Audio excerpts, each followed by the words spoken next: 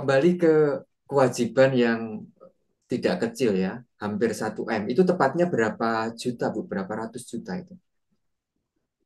Ya, sekitar kalau ya hampir hampir mendekati 1 M sih Pak, sebetulnya Aduh, kayak gitu. susah banget Gitu. ngitungnya ya, karena Iya, pinjamannya ada di mana-mana ya, Bu ya. iya karena saya pinjam Ke di berapa banyak mana-mana. orang itu, Bu? Aduh, gitu ya. Tapi Kalau dengan sadar napas itu juga Pak, dengan saya memvisualisasikan, ya ada sih kawan yang ini, yang istilahnya juga mengikhlaskan. mengikhlaskan. Iya, Hmm, ada seperti itu, gitu. Ada yang mengikhlaskan, bahkan juga membantu saya untuk bisa segera terselesaikan dengan ini, gitu. oke. Ya, Terselesaikan dengan kewajiban itu, gitu loh. Dan yang dulunya apa ya, saya nggak pernah berani bercerita dengan kedua orang tua saya, akhirnya itu jebol juga Pak, kayak gitu itu. hmm, Akhirnya bapak ibu saya juga ini apa, mungkin karena ya doa itu tadi dengan sadar napas itu semua juga baik gitu loh Pak. Karena ibu saya hmm, juga pada akhirnya juga ini membantu kayak gitu itu, gitu hmm. seperti itu. Jadi ya Iya, alhamdulillah tanpa jual aset kayak gitu itu. wow. Iya ya, keren ya. Iya. Padahal eh, aset yang dimiliki juga lumayan ya, Bu ya. Kalau boleh tahu, Alhamdulillah Pak. hmm, Alhamdulillah. rumah Gitu. rumah juga tidak cuma satu ya. Ada. Oke. Nah, kemudian nih Bu Farida, tadi ada komentar di YouTube nih. Iya. Eh, semoga dapat jodoh lagi Bu Farida, katanya begitu, Bu. Alhamdulillah. Itu masuk Tapi dalam afirmasinya Bu Farida nggak? eh, ini barangkali yang sesuatu yang ini ya Pak ya, yang masih saya belum belum ini belum berani untuk berafirmasi di situ. Belum membuka hati ya. Belum membuka hati karena begini, saya saat ini merasakan ya happy aja sih, Hmm, happy tanpa sebab melihat anak saya sudah ini, karena itu sesuatu hal yang terberat ketika mohon maaf kalau boleh saya ceritakan. Jadi suami saya itu kan karena kurang terbuka dengan masalah-masalah ini, itu sebenarnya hanya hal kecil, Pak. Jadi pada waktu itu suami saya itu pergi meninggalkan saya, meninggalkan rumah itu hanya karena persoalan eh, wesel pos, Pak. Suami saya itu mengirim uang kepada mertua saya yang semuanya tanpa bilang kepada saya dulu, sehingga saya merasa terabaikan seperti itu, kayak gitu itu. Saya menemukan setumpuk wesel pos di ketika saya bersih bersih begitu. Nah saya tanya, Papa ini untuk apa wesel posnya? Nah suami saya menjawab dengan bahasa Jawa, ngirim duit neng wong tuane kok ora oleh, kayak gitu itu. Nah saya jadi balik bertanya, emang Papa pada waktu itu bilang ke aku kalau mau mengirim uang kepada orang tua kayak gitu itu. Nah, saya tuh terucap begini, kalau Papa modelnya seperti ini, saya nggak kuat, saya bilang kayak gitu. Di sini ini rumahku, saya bilang seperti itu kan Pak. Nah, hmm, barangkali suami saya jadi tersinggung dengan kalimat saya, dan itu hmm. saya itu mungkin barangkali sebagai satu kebodohan saya. Tapi ya sudahlah, senyumin aja, oh, semuanya juga sudah Hmm. terlewat, sudah Ya, terjadi, gitu. Iya. ya. Cuma memang ada pelajaran penting yang bisa dipetik dari Iya, kejadian itu ya, Bu ya. betul. Iya, Bahwa Pak. komunikasi itu memang sangat penting ya. Betul. Karena Iya, kadang-kadang orang merasa berbuat baik dan merasa apa yang dilakukan tidak salah gitu. Tetapi ketika tidak dikomunikasikan, itu juga malah menimbulkan masalah ya. betul, betul, Pak. Mm-mm. Iya, jadi itu ada hikmah yang bisa kita petik. Ya sudahlah, semuanya juga sudah berlalu, sudah Dan itu lewat. sudah lama ya Iya, terjadinya. dan itu sudah lama. Sudah dari tahun berapa? 2004, Pak, Hmm, sampai sekarang. hmm. dua Iya, puluh tahun ya, oke. 20 Nah, tahun. Iya. kemudian Bu Farida sekarang belum, ya mungkin karena sekarang cucu sudah berapa tuh? Satu, Pak. Satu, Iya. umur berapa sekarang cucunya? 2 tahun, 2 gitu. tahun. Oke, Iya. tapi Bu Farida masih kelihatan muda ya. Sudah Oke, napas, Pak. mm-mm. Ya, oke lah. Kalau tidak membuka atau belum membuka hati lagi untuk yang lain itu ya banyak faktor, banyak pertimbangan lah ya. Mungkin karena merasa sudah nenek-nenek masa sih gitu bisa juga Ah. kan. Atau tadi yang menarik adalah Bu Farida sekarang merasa bahagia tanpa sebab gitu. Nah, orang kalau merasa bahagia ya dia sudah tidak butuh apa-apa lagi. Karena mau ngapain sudah bahagia kok kan gitu ya Bu ya. Iya. Apakah memang seperti itu yang dirasakan Bu Farida? Yang jelas memang bahagia bukan berarti tidak butuh apa-apa, Pak. Tapi tetap kita harus melanjutkan bahwa kan kita itu masih punya tugas.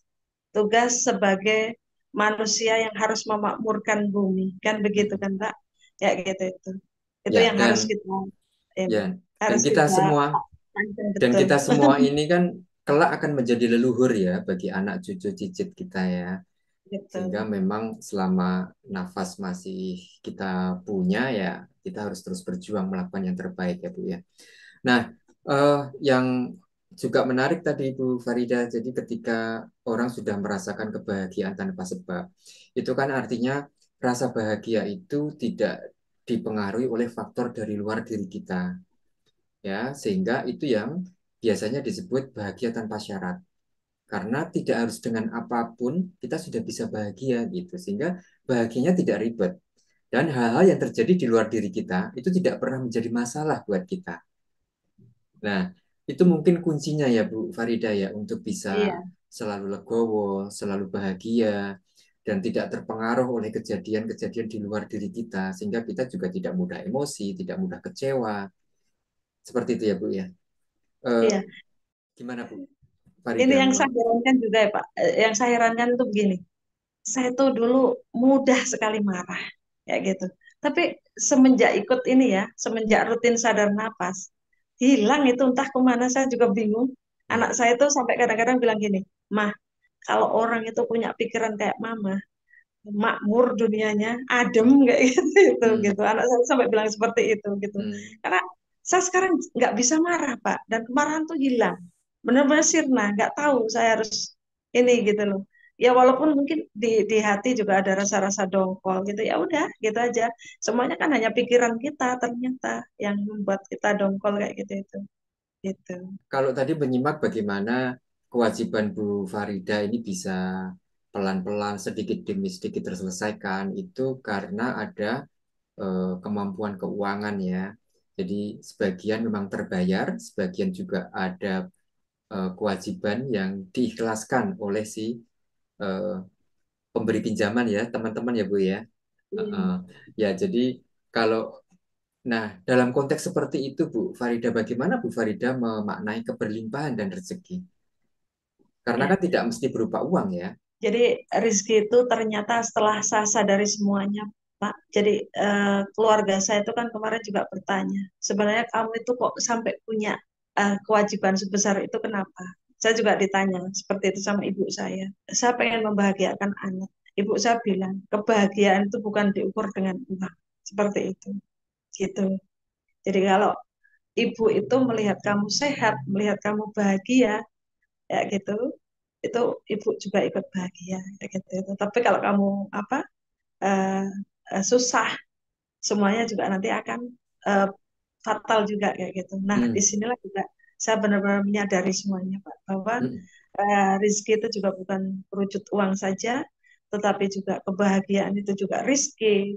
Terus kemudian apa namanya kesehatan itu juga itu jauh lebih penting kayak gitu. Bahkan kemarin juga saya kena e-floater itu juga harusnya saya harus bayar 10 juta, ternyata nggak jadi. Itu juga alhamdulillah kan kayak gitu. Itu juga hmm, benar-benar ya keberlimpahan itu bukan bukan hanya hmm. ini, Ya. bukan kita Heeh. panai dengan Saya uang ingin saja. mengingatkan kepada pemirsa Bu Farida ya, bahwa Bu Farida ini sekitar 1 atau 2 bulan yang lalu terkena eye floater ya. Nah, eye flutternya itu kalau misalnya mau disembuhkan dengan jalan medis, itu menghabiskan biaya setidaknya 10 juta untuk melakukan operasi. Tetapi dengan tekun dan rajin sadar nafas dan self healing, Bu Farida ini bisa sembuh dari eye flutter ya. Dan ya sehingga ngirit 10 juta ya Bu ya, nggak jadi kehilangan uang 10 juta ya. Oke. Iya. Nah, eh, ada satu lagi Bu Farida yang ingin saya tanyakan ya. Jadi kalau kadang-kadang orang tidak mudah membedakan antara semangat untuk berjuang meraih apa yang diinginkan itu membedakannya dengan ego dan kesombongan untuk menunjukkan bahwa dirinya mampu ya Bu ya. Tadi kan di awal Bu Farida mengatakan sebagai seorang single parent saya ingin menunjukkan bahwa biarpun aku janda ya gitu kan, tapi aku bisa hidup kaya raya, bahagia dan berlimpah gitu kan. betul. Tetapi, nah bagaimana Bu? Ada tips nggak dari pengalaman itu yang bisa dibagikan? Bagaimana cara membedakan bahwa itu ego atau itu memang semangat juang yang memang harus dimiliki oleh setiap orang? Jadi gini Pak, kalau ego itu kan ya gimana ya, sebetulnya bisa jadi itu juga sebagai satu semangat juang juga. Itu. Tetapi kan karena kesombongan saya itu gini Pak, yang saya tadi ini saya sampaikan, ah apa eh, ternyata saya mampu kayak gitu. Ternyata seperti itu, hal-hal seperti itu nggak boleh, harus kita ini ya, kita harus kita ganti kayak gitu itu. Jadi semangat juangnya itu bukan bukan dengan kesombongan gitu loh, tetapi bahwa kita itu adalah sebagai makhluk yang tetap bergantung apa itu dan mempunyai daya yang tinggi, dan kita itu sudah dibekali oleh Tuhan dengan berbagai fitur-fitur yang ini apa fitur-fitur yang lengkap di dalam tubuh kita. Nah, itu yang harusnya yang potensi itu yang harus kita ini sebagai daya juang kita, bukan bukan dengan pikiran-pikiran yang sombong itu tadi, Pak. Kayak gitu itu. Ya, oke. Hmm, Perlu seperti kejelian ya untuk iya, membedakan apakah itu semangat juang atau itu nafsu. Nafsu iya, untuk menunjukkan bahwa dirinya hebat, bahwa nafsu bahwa kelak ketika ini berhasil kita bisa hidup bermewah-mewahan, bisa menunjukkan diri kita kepada orang lain bahwa kita hebat. Nah, semacam semacam itu ya, Bu Farida iya. ya. Heeh. Pak Asad lebih bisa merangkai seperti Mm-mm. itu. Mm-mm. Ya, Alhamdulillah, kami ikut senang ya dengan apa yang sudah diraih oleh Bu Farida. Ya, semoga ini juga bisa menginspirasi saudara-saudara kita di Rumah Zat Nuswantara maupun pemirsa video ini. Barangkali Anda singgah di channel ini. Ya, silakan barangkali Anda punya pengalaman serupa atau mungkin punya pertanyaan juga bisa disampaikan di kolom komentar. Semoga ini bisa memberikan motivasi bagi Anda yang juga sedang dalam situasi untuk berjuang membebaskan diri dari himpitan masalah keuangan. Ya, oke. Kita sudah hampir berada di penghujung kebersamaan kita nih. Eh, Sayang sekali ya waktunya bergulir terlalu cepat rasanya. Bu Farida punya pesan barangkali untuk kita semua di keluarga Rumah Sehat Nuswantara. Silakan. Oke, jadi mungkin tips saya begini, satu, kita itu jangan menyalahkan lingkungan, jangan menyalahkan siapapun, tetapi kita harus berkaca pada diri sendiri. Mengapa semua itu bisa terjadi? Kita harus sadari betul. Semakin kita bisa menerima, maka semuanya akan berasa lebih lega, lebih bisa apa yang dimudahkan seperti itu. Yang kedua, besarkan wadah rizki. Yang ketiga, menabur kebaikan. Kayak gitu itu. Karena Mm-mm. apa? Semakin banyak kita tabur kebaikan kepada sesama, insya Allah yang akan masuk kepada kita itu juga nantinya akan bisa lebih banyak. Mm-mm. Semuanya jalan itu akan terbuka dengan sendirinya. Rutin sadar nafas, self healing, sebagaimana yang sudah ada di panduan di Rumah Sehat Nuswantara. Mungkin itu saja Pak Oke. yang perlu saya sampaikan. Ya, Iya. perbesar wadah rezeki ya, juga perbesar wadah energinya ya Bu ya. Energi untuk apa? Untuk menarik rezeki tadi ya, sehingga hidup kita berkelimpahan. Nah, ini Bu Farida tadi kalau Bu Farida sebenarnya tadi secara tidak langsung sudah menyampaikan bagaimana keberlimpahan itu diperoleh ya. Karena keberlimpahan itu sebenarnya sudah berada di dalam diri kita. Tinggal bagaimana kita menyadari dan merasakannya. Karena keberlimpahan dan rezeki itu tidak perlu diraih, dicari kemana-mana. Nah, salah satunya adalah bahagia tanpa sebab tadi ya Bu ya. Sehingga atau bisa disebut juga bahagia tanpa syarat ya, karena tidak harus begini, tidak harus begitu. Saya akan bahagia nanti kalau sudah punya ini, kalau sudah punya itu, gitu ya. Oke, terima kasih Bu Farida sudah berkenan hadir. Sudah yang kedua kali ini. Oke. Sangat inspiratif Iya, Pak. memang apa Terima yang kasih sudah sekali. Ya. dicapai. Mm-mm. Ya, Ya. nah pemirsa Rumah Sehat Nuswantara, sampai di sini perjumpaan kita dalam Inspiratif Talk Show RSN. Dan kita akan berjumpa kembali pekan depan dengan topik-topik yang tidak kalah menarik. Ya, nantikan selalu di setiap hari Jumat mulai pukul 19 waktu Indonesia Barat. Oke, sekian dari saya. Sampai bertemu kembali di lain kesempatan. Wassalamualaikum warahmatullahi wabarakatuh. Om Swastiastu. Rahayu.